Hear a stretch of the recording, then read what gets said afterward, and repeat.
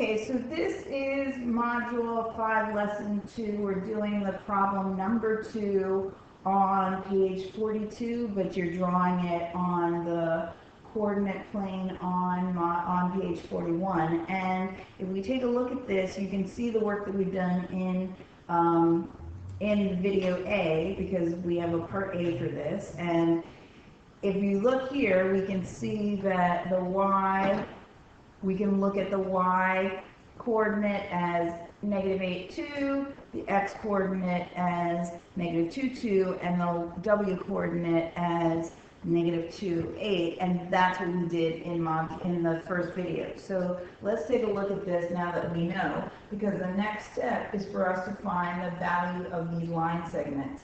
And to find the value of the whole shape that we composed around, this rectangular shape that we composed around our triangle to solve, we would need to find the value of line segment EY, that's this right here. Okay, we need to find out what that is.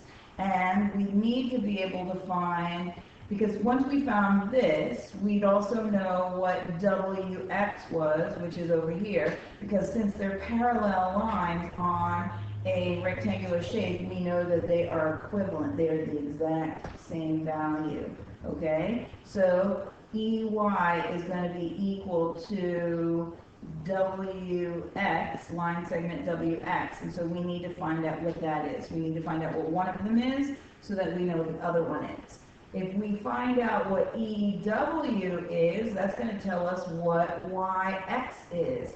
So we have to do that as well. So EW, line segment EW, is equal to line segment YX. Okay? So we're going to have to find out what those are to be able to find that. Because if we're looking for the value of solving for these outside triangles, to add up and then subtract from the total amount, the total shape, we've got to do that. So let's take a look at the first piece of finding out what EY is and EW are. Okay, so we're going to move this information over here. So if you need it, it's right over here. It's telling you what's equivalent with our outside lines that we've composed around our shape. But now we're going to solve for the lines that we're talking about. So we're going to do line segment EY. We're going to solve for that first.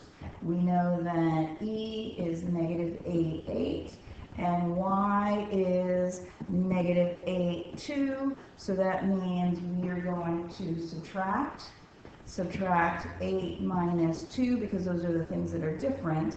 And that's going to give us the value of line segment EY, and that is 6 units. So then I'm also going to draw that amount over here, because that's what that's worth, okay? For EW, line segment EW, we're going to solve for that. We know E is negative 8, 8. We know that W is negative 2, 8, which is right above us here. And then we have negative 8 and negative 2 that are the different coordinates. That's our x coordinates are different, our y coordinates are the same. So we're going to use our different coordinates, but this time we have negative numbers. So we're going to do the absolute value of negative 8 minus the absolute value of negative 2, which means we're subtracting 8 minus 2, which means we have 6 units again, which means line segment EW is equal to 6 units. So that means this piece up top here is equal to 6 units. That means we have a square, okay? And if we're going to find the area of the square, we're going to be able to use one of 2 different formulas. So the area of the square, we're going to label it for ourselves. The area of square is either area equals side squared, which means side times side because it's a square, or area equals base times height, or area equals length times width. All of those work for square, okay? So when we're doing a rectangular shape, you can either do length times width or base times height. If you're getting confused with these formulas, use base times height so that you are comfortable with it, but know that you're going to see it in other places as length times width. So the value of this is area equals 6 times 6. That means area equals 36 units squared, okay? That is our whole total shape. That's the area of our square. But now, after we've done that, now we've got to start looking for the area of these triangles and some of these other lines. So let's take a look at that. So we know that this top up here, let me use a highlighter to show you, this top line up here is 6, and this line down here is 6, okay? So what that means is if we find out this line down here, or part of that line down here, we can subtract that part that we find from 6 to find the other part, because we have two line segments here. We have YG and GX. If we take a look at this line over here, we have two line segments over here. We have WF and FX. And so if we find out where one of them is, we know the total amount is going to be 6, so we can subtract that. So let's do that.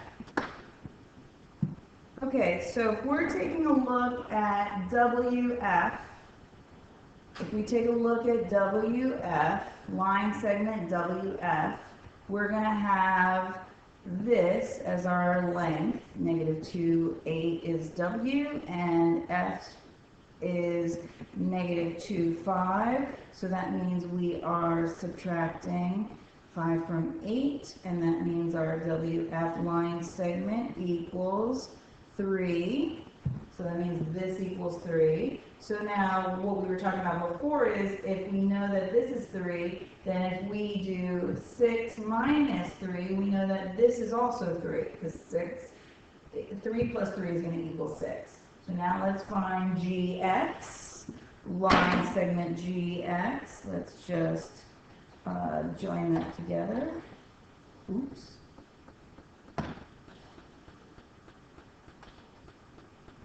That doesn't seem to want to cooperate, so we're going to just move down a little bit. If we're looking at GX, we're talking about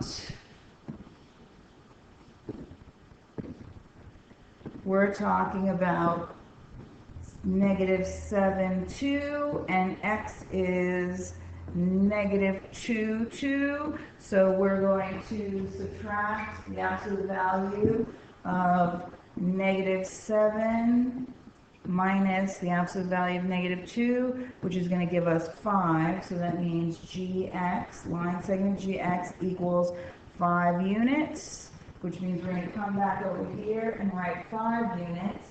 We know this whole total line is supposed to be 6.